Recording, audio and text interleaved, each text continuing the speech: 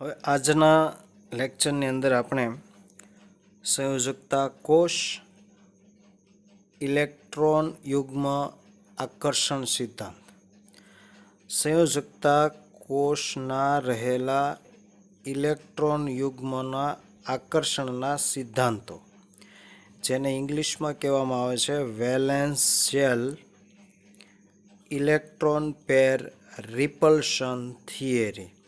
Valence એટલે સંયોજકતા, cell એટલે કોષ, ઇલેક્ટ્રોન એટલે ઇલેક્ટ્રોન, પેર એટલે યુગ્મ અથવા તો જોડી, રિપલ્શન એટલે અપાકર્ષણ અને થિયરી એટલે સિદ્ધાંત, જેને ટૂંકમાં વી એસ ઈ પી અને R valence shell electron pair રિપલ્શન theory, જેને ટૂંકમાં VSEPR નો સિદ્ધાંત તરીકે આપણે ઓળખશું. હવે જેને ટૂંકમાં VSEPR સિદ્ધાંત કહેવામાં આવે છે. હવે લુઈસનો નિયમ છે એ અણુઓના અંદર ઇલેક્ટ્રોનની ગોઠવણી કેવી રીતે થાય છે અને બંધ કેવી રીતે બને છે એમના વિશે આપણને સમજાવ્યા. પરંતુ લુઈસના સિદ્ધાંતના આધારે આપણને અણુઓના આકાર વિશેની માહિતી મળતી નથી. તો એમની પછીના જે આ અણુઓના આકાર વિશેની માહિતી અથવા તો અણુઓના આકાર કેવા હોય એનું જે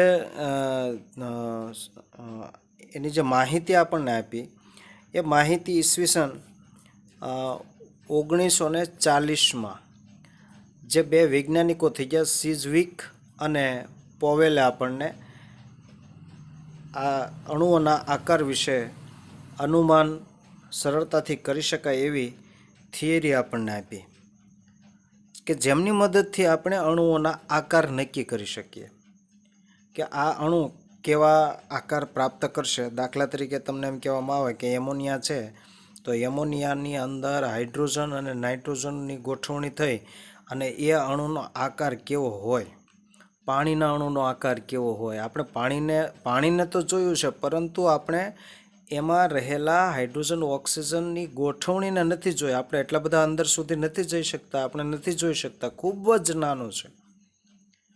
એટલે એની અંદર, પાણીની અંદર હાઇડ્રોજન ઓક્સિજન કેવી રીતે ગોઠવાયેલા છે, કેવા આકારમાં ગોઠવાયેલા છે, એના વિશેની માહિતી આ બે વૈજ્ઞાનિકોએ આપણને આપી છે. એટલે ઈસવીસન 1940માં સિઝવિક અને પોવેલે પરમાણુની સંયોજકતા કોષમાંના પરમાણુની જે પરમાણુ હોય, પરમાણુની અંદર સંયોજકતા કોષ એટલે આપણે છેલ્લી કક્ષાને યાદ કરવાની.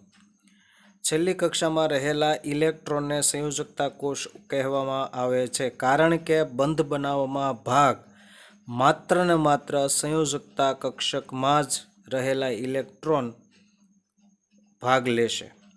એટલે સંયોજકતા કોષમાંના ઇલેક્ટ્રોન યુગ્મની પારસ્પરિક ક્રિયાઓ માટે એક સરળ સિદ્ધાંત આપ્યો કે આવી રીતે જે આ કોઈ પરમાણુ અને પરમાણુની આ છેલ્લી કક્ષક હોય, તો આ છેલ્લી કક્ષકની અંદર રહેલા ઇલેક્ટ્રોન અને આ ઇલેક્ટ્રોન અત્યારે તો આપણે ગોઠવીએ છીએ, બાકી કક્ષા તો એસ કક્ષા છે, પી કક્ષા છે, ડી કક્ષાઓ હોય છે અને દરેકના આકાર પણ જુદા જુદા હોય છે અને એમના વિશેનો આગળના યુનિટની અંદર તમે ભણીને આવ્યા છો. તો આ જે સંયોજકતા કોષની અંદર રહેલા ઇલેક્ટ્રોન છે એ ઇલેક્ટ્રોન અને ઇલેક્ટ્રોન વચ્ચે પારસ્પરિક ક્રિયાઓ થતી હોય છે. પારસ્પરિક ક્રિયાઓ એટલે આકર્ષણ અને અપાકર્ષણની ક્રિયાઓ થતી હોય છે. સમાન વીજભારો વચ્ચે અપાકર્ષણ થાય અને જુદા જુદા વીજભારો વચ્ચે આકર્ષણ થતું હોય છે, એ આપ સૌ જાણો છો. જેવી રીતે ચુંબકની અંદર એન અને એન ધ્રુવ વચ્ચે અપાકર્ષણ થાય, એસ અને એસ ધ્રુવો વચ્ચે અપાકર્ષણ થાય, એન અને એસ ધ્રુવો વચ્ચે આકર્ષણ થાય, તેવી જ રીતે ઇલેક્ટ્રોન અને ઇલેક્ટ્રોન જો એની બાજુમાં હોય તો બંને વચ્ચે સમાન વીજભાર, નેગેટિવ વીજભાર છે, એટલે એમના વચ્ચે અપાકર્ષણ થતું હોય છે. પણ અહીંયા જે ઇલેક્ટ્રોન છે એ પેરમાં ગોઠવણી ધરાવે છે, એ રીતે ચાલવાનું છે.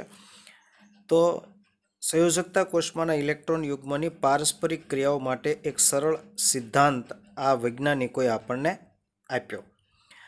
આ સિદ્ધાંતને ત્યાર પછી આ જે એણે સિદ્ધાંત આપ્યો એ સિદ્ધાંતને થોડોક સુધારા વધારા સાથે નાયહોલ્સ અને ગિલેસ્પીએ આ બે વૈજ્ઞાનિકો પાછો એની અંદર સુધારા વધારા કર્યા. થોડી ઘણી કંઈ ઉણપ રહી ગયેલી હોય તો એમાં સુધારો કર્યો. એટલે આ બંને વૈજ્ઞાનિકોએ તેમાં સુધારા કરી અને ફરીથી એને વ્યાખ્યાયિત કર્યો.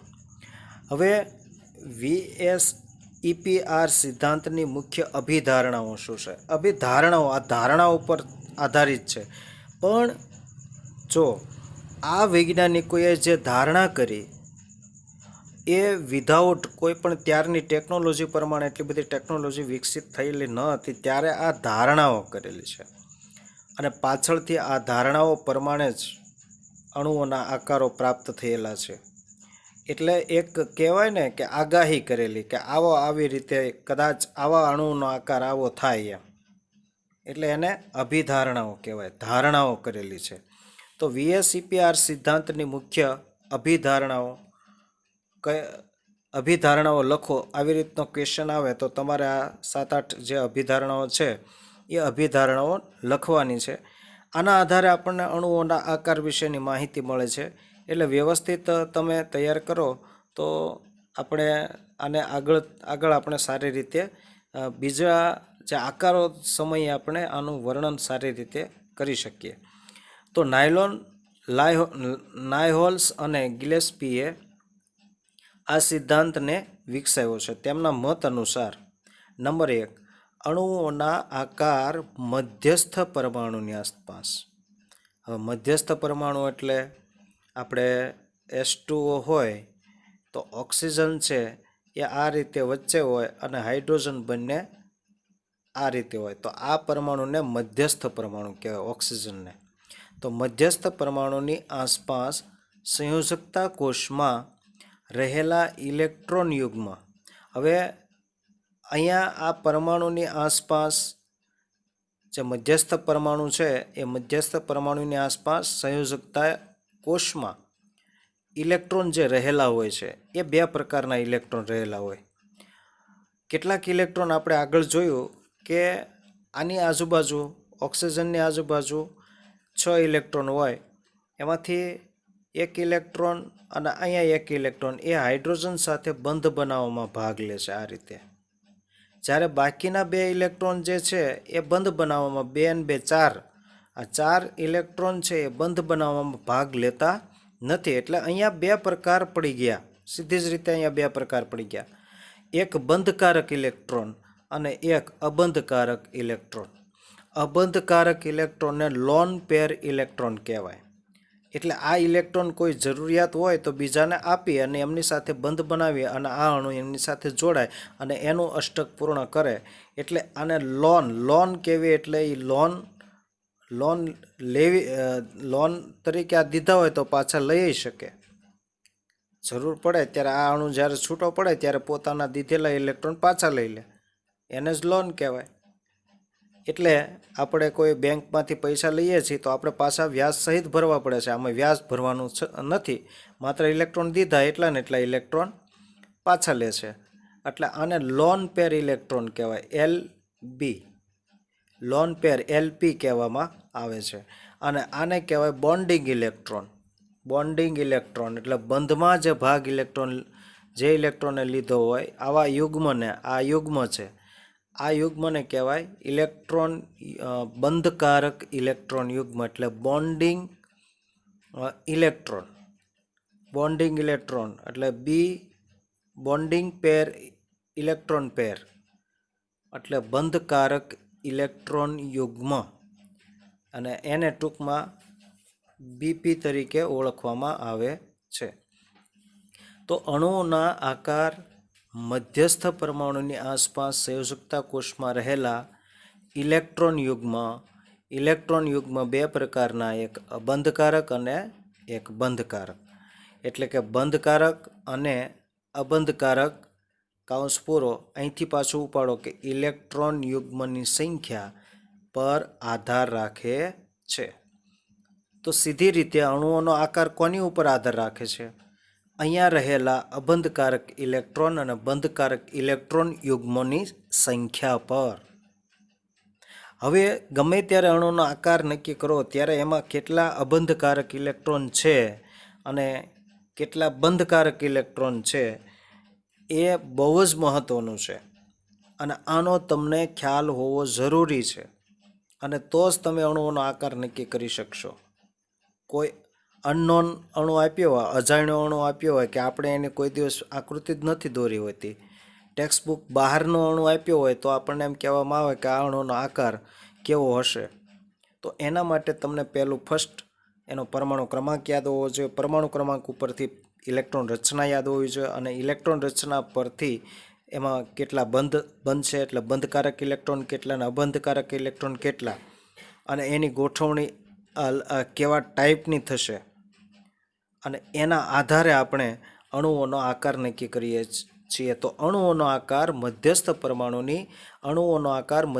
પરમાણુની આસપાસ ગોઠવાયેલા બંધકારક અને અબંધકારક ઇલેક્ટ્રોનની સંખ્યા પર આધાર રાખે છે. આ પહેલો મુદ્દો. હવે નંબર 2, સંયોજકતા કોષમાં રહેલા ઇલેક્ટ્રોન યુગ્મો પરસ્પર એકબીજાને અપાકર્ષે છે. શા માટે અપાકર્ષે? મેં પહેલાં જ કીધું કે અહીંયા ઇલેક્ટ્રોન છે, આ યુગ્મ છે અને અહીંયા આ યુગ્મ જ છે, પણ આ બે વચ્ચે અપાકર્ષણ થાય. એમ આ ઇલેક્ટ્રોન યુગ્મ અને આ ઇલેક્ટ્રોન યુગ્મ વચ્ચે પણ અપાકર્ષણ થાય. આ ઇલેક્ટ્રોન યુગ્મ અને આ ઇલેક્ટ્રોન યુગ્મ વચ્ચે અપાકર્ષણ થાય. આની વચ્ચે અપાકર્ષણ. આવું થવાનું કારણ શું? તો કે બધા જ પર સમાન વીજભાર છે અને સમાન વીજભાર વચ્ચે અપાકર્ષણ થાય. એટલે સંયોજકતા કોષમાં રહેલા ઇલેક્ટ્રોન યુગ્મો પારસ્પરિક એકબીજાને અપાકર્ષે છે. પરિણામે સંયોજકતા કોષમાં રહેલા ઇલેક્ટ્રોન યુગ્મો અવકાશમાં પછી તો શું થાય? અપાકર્ષે એટલે ચુંબકને તમે સમાન ધ્રુવો નજીક લાવો તો આપણને આમ આઘાત ધકેલશે. ક્યાં સુધી આઘાત ધકેલશે? તો કે જ્યાં સુધી અપાકર્ષણ એકબીજાનું લાગતું બંધ થશે ત્યાં સુધી. પછી એનથી નજીક લાવશો તો આમ કરાવશે, બરાબર છે? આવી રીતે આમ આઘા જશે. બસ આવું જ તેને અહીંયા થશે કે ઇલેક્ટ્રોન નજીક આવવા કરશે પણ એકાબીજાને ધક્કો મારશે. ઇલેક્ટ્રોન નજીક આવવા કરશે ત્યાં ધક્કો મારશે. એટલે ઇલેક્ટ્રોન આ બાજુ નહીં હવળી શકે અને આ બાજુ નહીં જઈ શકે, કારણ કે આમ જાય તો પાછા બીજા ઇલેક્ટ્રોન એને ધક્કો મારે, બરાબર? અહીંયા ઇલેક્ટ્રોન આમથી આમ જાય ત્યાં અહીંયા પાછો બીજો ઇલેક્ટ્રોન યુગ્મ અહીંયા હોય એ એને ધક્કો મારે. કઈ આઘો બેસ અહીંયા ક્યાં આવ્યો? એક તો અહીંયા હકડાશ થતી અને તું આવ્યો. એટલે એનું કારણ અપાકર્ષણ છે. એટલે અવકાશમાં આ ઇલેક્ટ્રોનો એવી રીતે પછી ગોઠવાય કે જ્યાં સૌથી ઓછું ઇલેક્ટ્રોન યુગ્મ વચ્ચે અપાકર્ષણ સૌથી ઓછું હોય તેવી રીતે અવકાશ એટલે આ ખાલા હોય અને અવકાશ કહેવાય. ખાલું એટલે અવકાશ એટલે ખાલી જગ્યા એટલે અવકાશ કહેવાય. અવકાશમાં એવી રીતે ગોઠવાય છે કે જ્યાં સૌથી ઓછું અપાકર્ષણ લાગે અને પરિણામે તેમની વચ્ચેનું અંતર વધે. જેમ અપાકર્ષણ વધુ એમ એક પરમાણુ અને બીજા પરમાણુ વચ્ચેનું અંતર વધુ. અંતર વધુ થાય તો શું થાય? જુઓ, અહીંયા આ બે ઇલેક્ટ્રોન યુગ્મો છે અને અહીંયા એક ઇલેક્ટ્રોન યુગ્મ છે. હવે આને અહીંયા એક ઇલેક્ટ્રોન યુગ્મ છે. જો આવી રીતે છે, માનો કે આવી રીતે.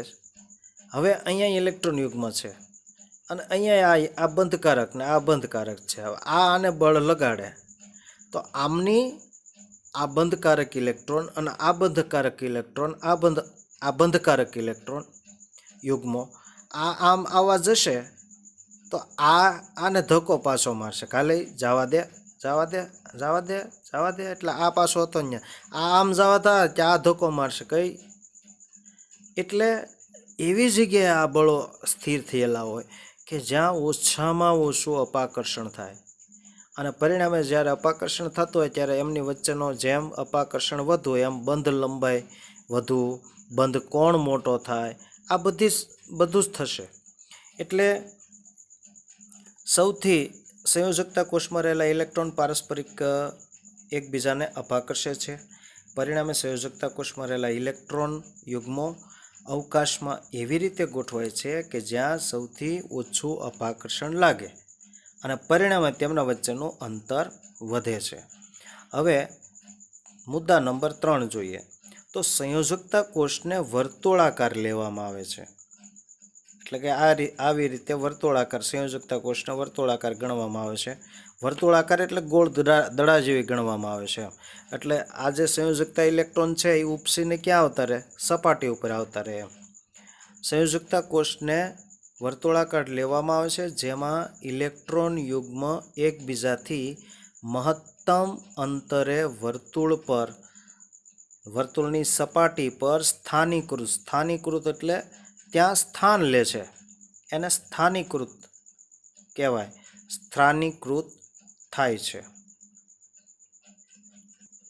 હવે બહુબંધ એટલે ઘણા બધા મલ્ટિપલ બોન્ડ, ઝાઝા બધા બંધ હોય એવા અણુઓ હોય તો એને બહુબંધને એકલ ઇલેક્ટ્રોન યુગ્મ જેવો ગણવામાં આવે છે. એને કેવો ગણ્યો? એકલ ઇલેક્ટ્રોન યુગ્મ. માનો કે હાઇડ્રોજન, ઓક્સિજન અને હાઇડ્રોજન તો આ બંને આ બંધ જેવો જ આ બંધ ગણવામાં આવ્યો એમ. એકલ બંધ જેવો ગણવામાં આવે છે. અને બહુબંધના 2 કે 3 જો ઇલેક્ટ્રોન યુગ્મ હોય તો એને એકલ અતિયુગ્મ તરીકે ઓળખવામાં આવે છે. કેવા? એકલ અતિયુગ્મ. જો વધારે બંધ હોય 2 કે 3 કે વધુ ઇલેક્ટ્રોન યુગ્મ એની અંદર હોય તો એવા બંધ જે છે એને એવા ઇલેક્ટ્રોન યુગ્મ છે એને એકલ અતિયુગ્મ તરીકે ગણવામાં આવે છે.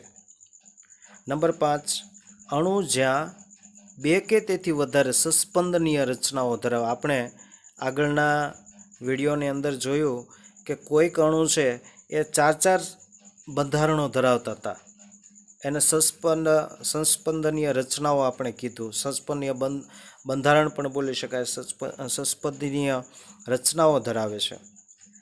ત્યારે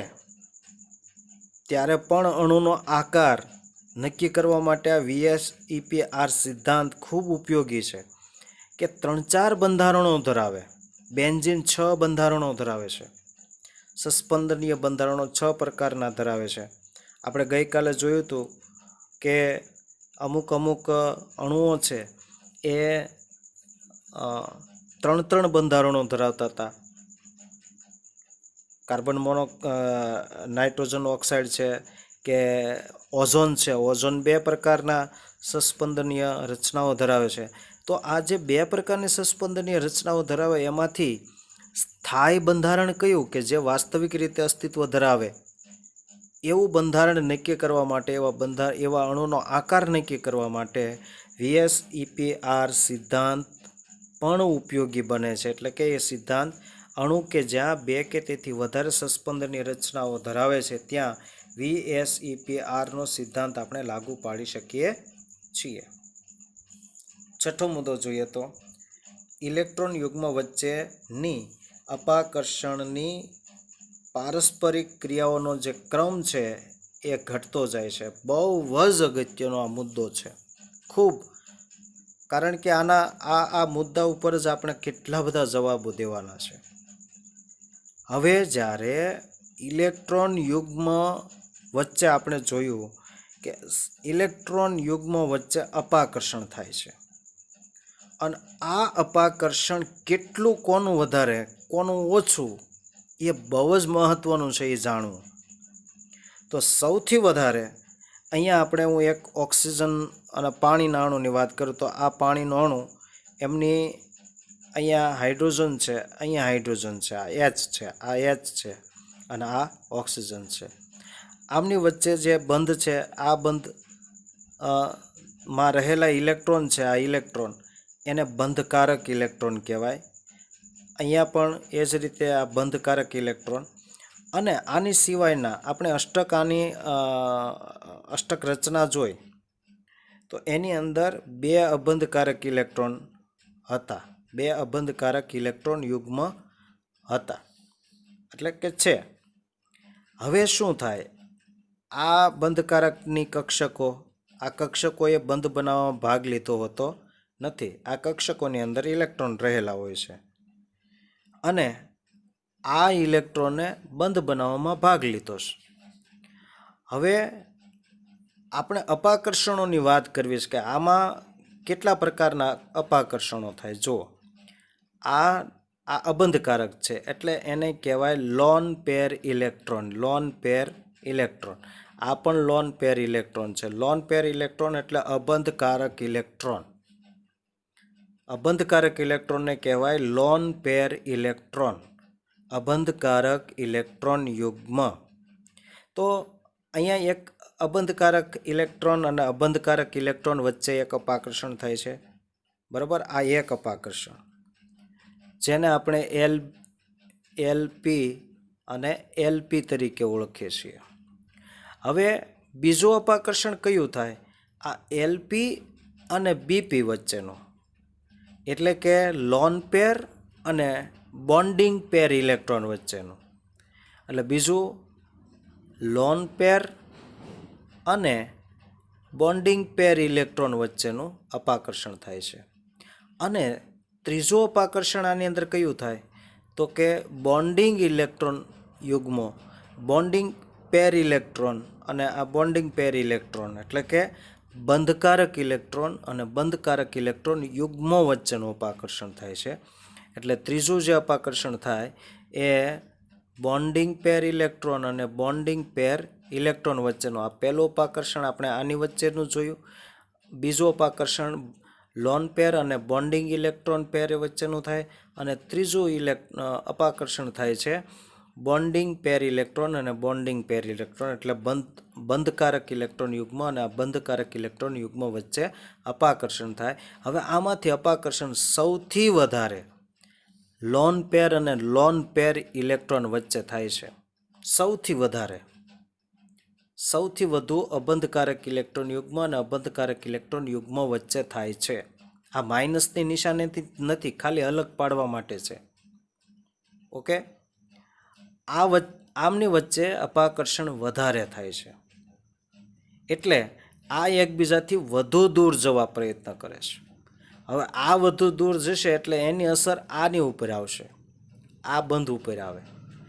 એટલે આ અપાકર્ષણ જે છે એ આ અપાકર્ષણ એટલે લોન પેર ઇલેક્ટ્રોન અને બોન્ડિંગ પેર ઇલેક્ટ્રોન વચ્ચે અપાકર્ષણ થાય એ અપાકર્ષણ કરતાં આ અપાકર્ષણ વધુ છે. એટલે આના અપાકર્ષણ કરતાં આ અપાકર્ષણ ઓછું છે. આ બાજુના આ બાજુ બે બાજુ લાગે. એટલે કે અબંધકારક ઇલેક્ટ્રોન અને બંધકારક ઇલેક્ટ્રોન, આ અબંધકારક ઇલેક્ટ્રોન અને બંધકારક ઇલેક્ટ્રોન વચ્ચે લાગતું અપાકર્ષણ બળ આ બંને વચ્ચે લાગતા અપાકર્ષણ બળ કરતાં ઓછું છે. અને સૌથી ઓછું છે આ બંને વચ્ચે લાગતું અપાકર્ષણ. એટલે બંધકારક ઇલેક્ટ્રોન યુગ્મ અને બંધકારક ઇલેક્ટ્રોન યુગ્મ વચ્ચે લાગતું અપાકર્ષણ બળ સૌથી ઓછું છે. એટલે સૌથી ઓછું છે. ઉપરથી ધક્કો આવે આની ઉપર આવે તો પછી સંકોચાવવું પડે કે આ બળ આ ધકેલવાનું બળ છે એ ગમે એટલો ધક્કા મારે પણ આનો પ્રભાવ વધારે પડશે એટલે બંધ વધારે સંકોચશે. તો આ મહત્વનું છે, ખાસ યાદ રાખજો આ કે એલપી વચ્ચે સૌથી વધુ અપાકર્ષણ, એની કરતાં ઓછું એલપી અને પીબી વચ્ચે, અને એના કરતાં ઓછું બીપી અને બીપી વચ્ચેનું અપાકર્ષણ સૌથી ઓછું લાગે છે. અહીંયા એના સિદ્ધાંતો પૂરા થયા.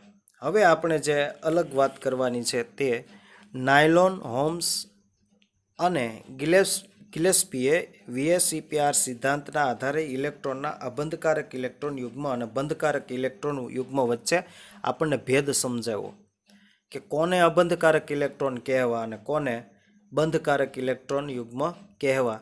એના વિશે આપણને હવેથી ખ્યાલ મળ્યો આવે કે બંધમાં જે ભાગ લીધો એ બંધકારક અને અબંધકારક એટલે જે લોન પેર ઇલેક્ટ્રોન છે કે એ લોન પેર ઇલેક્ટ્રોન એટલે કોકને દેવા માટે રાખ્યા હોય તે, અથવા તો બંધ બનાવવામાં ભાગ લીધેલો નથી એવા ઇલેક્ટ્રોનને લોન પેર ઇલેક્ટ્રોન અથવા અબંધકારક ઇલેક્ટ્રોન કહેવામાં આવે છે. તેમના વિશે આપણને આ VSEPRના સિદ્ધાંતના આધારે ભેદ એણે સમજાવો. ભેદ એટલે તફાવત સમજાવ્યો. VSEPR સિદ્ધાંતની મદદથી અણુના આકારો આપણે નક્કી કરી શકીએ છીએ. એટલે કે અણુઓના આકારો અને બંધકોણમાં થતું વિચલન જાણી શકાય છે. બંધકોણમાં વિચલન, હવે ઘણીવાર આપણે એના આકાર જોશું તો આકાર છે એ તો આપણને એમ લાગે કે સમચતુષ્ફલકીય છે. હવે સમચતુષ્ફલકીય હોય તો એમનો વચ્ચેનો ખૂણો છે એ 109.5 અંશનો હોય, પરંતુ જ્યારે રિયાલિટી પ્રેક્ટિકલ રીતે જોવામાં આવ્યું તો એમાં અણુનો આકાર છે એ ઘટી ગયેલો હોય, એટલો બધો 109.5 હોય નહીં, એની જગ્યાએ 107.5નો હોય. તો આવું શા માટે થયું?